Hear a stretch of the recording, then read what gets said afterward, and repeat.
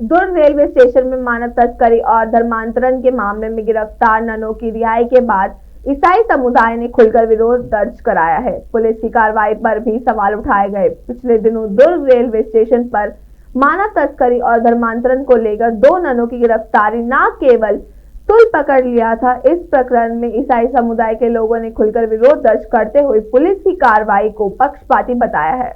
Congress NSUI से जुड़ी any Peter ने प्रेस से बातचीत में बताया कि जिस दिन की यह घटना है उस दिन पुलिस प्रशासन ने पूरी तरह लापरवाही बरती। एनी पीटर ने यह भी कहा कि बजरंग दल के कार्यकर्ताओं ने ननों को परेशान किया और बिना किसी अधिकार के हस्तक्षेप किया, जो पूरी तरह से अनुचित है। ईसाई समुदाय के लोगों का कहना है कि यह घटना निंदनीय और संविधान के मूल्य के खिलाफ है। उन्होंने मांग की कि भविष्य में ऐसी घटनाओं की निष्पक्ष जांच हो और धार्मिक स्वतंत्रता का सामना किया जाए। 25 जुलाई को जो घटना हुई थी दुर्ग रेलवे स्टेशन में, 2 नन की गिरफ्तारी हुई, 3 लड़कियां साथ में थी, 1 लड़के थे। ये पूरा मामला जो बताया जा रहा था धर्मांतरण का, उस मामले को लेकर लगातार वाद विवाद की स्थिति बनी हुई थी। आज जो 2 नन गिरफ्तार थे, साथ में एक युवक था, उनकी रिहाई हो गई है। हाई कोर्ट से जमानत याचिका जो है वो आ गई है, जल्दी जल्द उनकी रिहाई होने वाली। इस पूरे मामले पर सबसे ज़्यादा जिसने मेहनत की है, सबसे ज़्यादा जिसने इस पूरे मामले को उठाया है, उनकी गिरफ्तारी से लेकर अभी तक जितना विरोध किया है वो हमारे साथ मौजूद हैं। एनी पीटर कांग्रेस से हैं, एक युवा कार्यकर्ता है एनएसयूआई से हैं। इन्होंने शुरू दिन से अपनी इस जो गिरफ्तारी हुई इसको लेकर आवाज उठाया, उस दिन भी काफी विरोध किया और आज इनकी कड़ी मेहनत जो है इनकी सफल होती नजर आई है। इनसे पूछते हैं क्या था उस दिन, क्या मामला था, किस तरह से घटना हुई और आज कितनी खुशी हो रही है। जी, सबसे पहले तो उस दिन की घटना बताइए, आप क्या था? मैम, उस दिन की घटना ये है कि मैं घर पे थी जी। मेरी तबीयत ठीक नहीं थी, मैं सो रही थी तो अचानक फ़ोन आया और कि ऐसा-ऐसा हो गया। तो मुझे ऐसा लगा कि क्या बोलते हैं रेलवे का शायद टिकट नहीं होगा, यानी कुछ ऐसे ही होगा कुछ ऐसे। किसने फ़ोन करके बताया? मेरे समाज से ही मेरे को फ़ोन आया था। अच्छा, अच्छा। हाँ, तो मैं बहुत हल्के वे पे ले ली थी उसको कि होगा शायद कुछ ऐसे ही पकड़ लिए हैं ऐसा करके। टीटी वगैरह ने गिरफ्तार कर लिया? टीटी वगैरह ने गिरफ्तार हुआ होगा। तो फिर मैं 10 बजे आई तो ये ऐसा मेरे नॉलेज में है, हकीकत क्या है मुझे भी नहीं मालूम। इन लोग गिरफ्तार थे और क्या बोलते हैं रेलवे जेल में बंद थे। तो दरवाज़ा भी बंद था, लेकिन दरवाज़ा खुला तो ज्योति शर्मा आई। तो यानी एकदम मुझे फिर पिक्चर पूरी क्लियर हो गई कि बजरंग दल है इसमें। अच्छा, आप जब आई तो क्या ज्योति शर्मा अंदर थी कमरे के नहीं, अंदर? वो कमरे से बाहर निकल रही थी। आपको अंदर नहीं जाने दिया गया? नहीं, उस दिन यानी हम तो बहुत परेशान हो गए थे, बहुत परेशान, बहुत फ्रस्ट्रेट थे क्योंकि ज्योति शर्मा को देखते ही दिमाग खराब हो गया था। क्योंकि बजरंग दल है तो कुछ ना कुछ तो बात होगा। वैसे ही क्रिश्चियनों से वो चिढ़ती हैं, जबकि हम कभी किसी समाज का, किसी जात का हम विरोध नहीं करते। हमारे लिए ईसा, इस्लाम, चाहे राम भगवान हो, माँ दुर्गा हो, हनुमान हो, हमारे लिए सब एक है। हम सबको एक लेके चलते हैं। तो हमें समझ आ गया था कि कुछ ना कुछ तो अब ये है और ये जानबूझ के फंसाएंगे। अच्छा, तो ज्योति शर्मा को आपने निकलते हुए देखा, ज्योति शर्मा अंदर में मौजूद थी, तो आपने नहीं बोला मुझे भी अंदर जाने दीजिए, मुझे भी बात करना है उनसे? हम रेलवे पुलिस से बहुत रिक्वेस्ट कर रहे थे, एक दरखास्त थी, फादर भी आ चुके थे वहाँ पे, हमारे साथ के समाज के 250 से 300 लोग वहाँ पे थे और वो हर एक लोग बोलते थे कि हमें जाना है, उनसे बात करना है। सबसे ज़्यादा तो मैं ही जा रही थी, लेकिन हमें रेलवे पुलिस नहीं जाने दिया। आज तक के हमें ये चीज़ समझ नहीं आई कि वे हमें क्यों नहीं जाने देते। हम उनसे पूछते भी थे कि ये मैडम कौन है? ये मजिस्ट्रेट है, आईएएस है, आईपीएस अधिकारी है, ये नेता है, पॉलिटिशियन है, ये है कौन जो आप इन्हें जाने देते हो? और ये जाती है और आती है और उस दिन कम से कम ये 15 बार अंदर गई है और आई।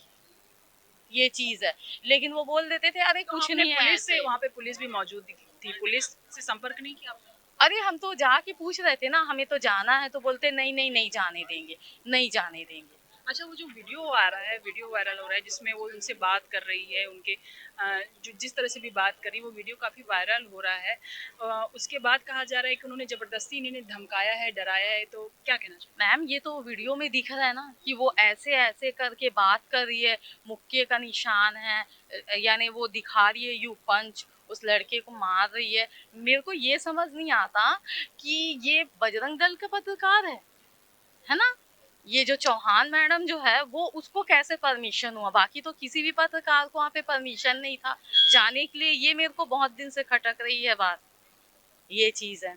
अच्छा, उसके बाद गिरफ्तारी हो गई तो भी आप लोग से नन नन से या किसी और जो लड़कियां थी लड़के थे बातचीत हुई? देखिए, जब गिरफ्तारी हो गई तो वो इस प्रकार से बताई थी, देखो देखो मानव तस्करी का केस धर्मांतरण का लग गया है, मैं जीत चुकी हूँ। कौन कौन हमें ये ज्योति शर्मा, हमें कोई रोक नहीं सकता, राकेश तिवारी भी थे और भी जो लोग थे जो बहुत ज्यादा, बहुत लाउड थे, बहुत हल्ला गुल्ला कर रहे थे। मैं एकदम शांत थी। फिर मैं बोली यार तो धर्मांतरण बोलते, अब ये मानव तस्करी एक नया वो लोग कह रहे हैं कि वो जो दो लड़कियां थी वो रो रही थी, वो कह रही थी हमको बताया ही नहीं गया था। ये कि सब हम झूठ है। देखिए, ये परसों से चल रहा है, कल से भी नहीं, परसों से क्लियर, ये पिक्चर क्लियर हो चुका है। वो बच्चियां तीनों कह रही हैं कि हम क्या बोलते हैं, हमारा कोई धर्मांतरण नहीं हुआ है, कोई मानव तस्करी नहीं है।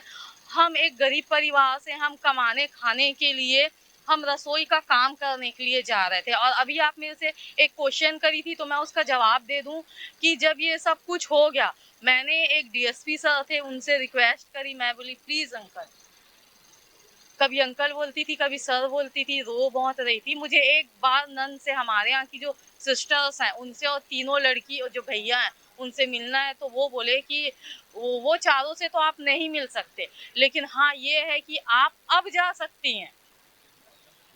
गिरफ्तारी बन गई है, सब हो गया, आप जाके 2 मिनट 5 मिनट आप मिल के आओ, तो उनको थैंक यू बोलूंगी कि वो मेरे को ये सब चीज पिक्चर होने के बाद जाने के लिए दिए। जब मैं गई, उनका हाथ मैंने ऐसे पकड़ा तो उनके हाथ पकड़ने में वो कांप रहे थे उनके हाथ, और वो रो रही थी। यानी वो आंखों से मुझे बहुत कुछ कह सकती हैं, वो उन्होंने मुझसे कहा, तो वहाँ पे पूरा क्लियर था कि कुछ ना कुछ है इनके साथ। अच्छा, उसके बाद गिरफ्तारी के बाद आप कहाँ कहाँ गई? आप इनकी रिहाई के लिए किस तरह से मांग उठी है? राहुल गांधी तक पहुंच गई बात, प्रियंका वाड्रा गांधी तक पहुंच गई बात। ये सब जो आ गए हैं आज, इतने सारे कांग्रेस के जो है केरल से जो आए हुए सांसद विधायक सभी इनके समर्थन में गए, तो इसमें आपका कितना योगदान है? आपने कितनी आवाज उठाई? मैम, जब हम वहाँ से निकले, सिस्टर को लेके जब जा रहे थे, और जब वहाँ का लॉबिंग देखी थी और लाउड देखी, तो जिस प्रकार से उन्होंने, बहुत ज़्यादा बजरंग दल ने तमाशा किया था, उस लेडीज़ ने किया था, तो मैं बहुत हैरान थी। पहली बार तो सपाड़े में आए थे, जेल, ये सब चीज़ देखे हम अपने जीवन में सुनते थे पिक्चर में, लेकिन ये पहली बार हमने फेस। विधायक सभी इनके समर्थन में गए, तो इसमें आपका कितना योगदान है? आपने कितनी आवाज उठाई? मैम, जब हम वहाँ से निकले, सिस्टर को लेके जब जा रहे थे, और जब वहाँ का लॉबिंग देखी थी और लाउड देखी, तो जिस प्रकार से उन्होंने, बहुत ज़्यादा बजरंग दल ने तमाशा किया था, उस लेडीज़ ने किया था, तो मैं बहुत हैरान थी। पहली बार तो सपाड़े में आए थे, जेल, ये सब चीज़ देखे हम अपने जीवन में सुनते थे पिक्चर में, लेकिन ये पहली बार हमने फेस किया। तो फिर हमारे यहाँ की सिस्टर भी आई, उनको गाड़ी में लेके जा रहे थे, मुझे कुछ समझ नहीं आ रहा था, कंटिन्यू रो रही थी। फिर हम कोर्ट गए, रेलवे कोर्ट जो होता है, हमें अभी भी क्लियर नहीं था ना कि कौन सा कोर्ट किसको बोलते, अभी भी क्लियर नहीं है। आप बोलोगे कि ये नहीं बताओ तो नहीं। तो वहाँ पे जब हम देखे, और देखना वहाँ पे एक वीडियो बना हुआ है वो लड़के का, सिस्टर का, तब मुझे सब समझ आ गया, आप लोगों ने भी देखा है कि ये बहुत उछलेगा, बहुत बड़ा मुद्दा है। धर्मांतरण एक बात रहता है, लेकिन मानव तस्करी, तब मैंने, मेरे यहाँ की जो सहप्रभारी हैं जरीता लेफ्लान मैम, और वो एआईसीसी में राष्ट्र सचिव हैं, मैंने उनसे कांटेक्ट करी। मैं बोली मैम ऐसी ऐसी बात है, और भी मैंने इधर उधर सब फ़ोन किया, तो वो, यानी डायरेक्ट दिल्ली में भी मैंने स्वयं बात करी, स्वयं करी, आप पूछी तो आज बता रही हूँ। तो मुझे समझ आ गया था ये क्या है। तो ये सब कुछ मेरे थ्रू किया गया, ये जो दिल्ली से आए, ये सब जो डेलीगेट्स आए, मैंने अपनी मैम से राय लिया, उनको मैंने बताया, वो आई, मिली, तो फिर ये सब, यानी केरल से आ रहे हैं, दिल्ली से आ रहे हैं, जहाँ से हैं, वो सब क्लियर हुआ। मैंने बुलाया, मैंने, क्योंकि अगर आज हम इस चीज़ के लिए आवाज़ नहीं उठाएंगे तो हम इस चीज़ के लिए कभी आवाज़ नहीं उठाएंगे, नहीं उठा सकते। क्योंकि यानी किसी को भी अगर कोई हालेलुया बोल रहा है, जीसस क्राइस्ट बोल रहा है, आप उनको मार रहे, वो हमको दीमक बोलते हैं, वो हमको बाहरी लोग बोलते हैं, लेकिन हमारा संविधान कहाँ है? वो हमें संविधान को भ्रष्ट कर चुकी हैं वो।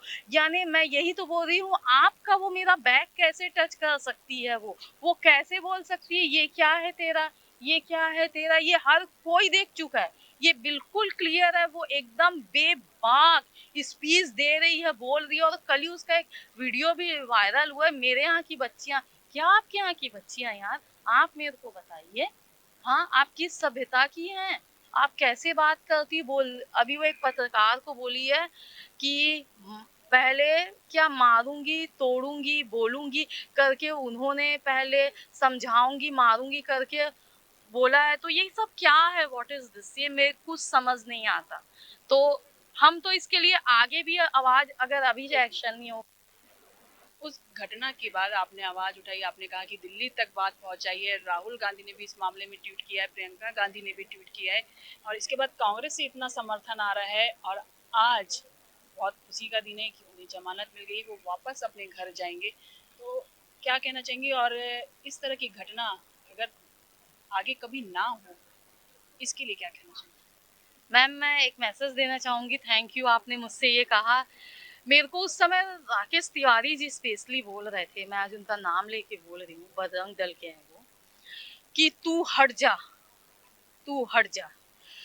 तो मैं उनको बोली थी कि मैं तो अपने समाज के लिए खड़े हुई हूँ और मैं हमेशा मरते दम तक रहूंगी, मेरे को मार भी डालेंगे तो मैं खड़ी होंगी। लेकिन आज मैं मैसेज दे रही हूँ कि मैं एक महिला हूँ, वो 2 महिला, वो 3 लड़कियां, वो लड़के के लिए आवाज उठाई, वो किसी भी धर्म की वो महिला रहेगी, चाहे वो हिंदू हो, चाहे मुस्लिम हो, चाहे सिख हो, चाहे वो ईसाई हो, चाहे वो कोई भी हो, मैं उसके लिए मैं खड़े होंगी, चाहे कुछ भी हो जाए, देख लेंगे बाद में, लेकिन उसके लिए मैं 100% खड़े होंगी और उसको न्याय दिला के रहूंगी।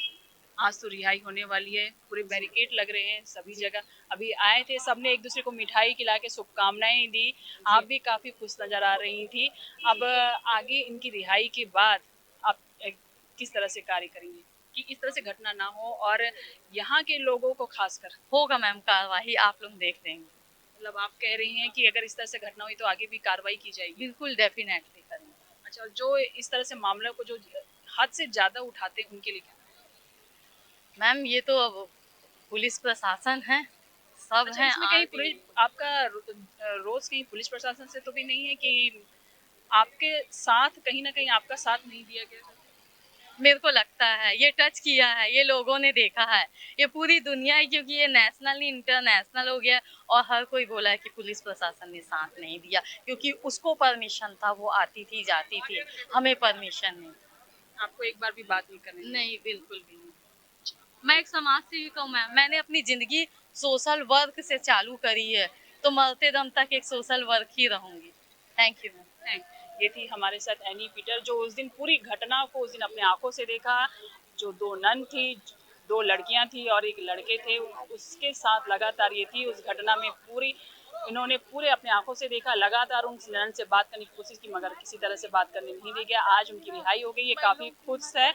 उन्होंने कहा है कि इस रिहाई के बाद उन्हें काफ़ी खुशी हो रही है। वो लगातार इस तरह की घटना का विरोध करते रहेंगी और लगातार इस तरह की घटना का विरोध करेंगी। स्वदेश 24/7 के लिए दुर्ग से मैं दीपाला सिंह।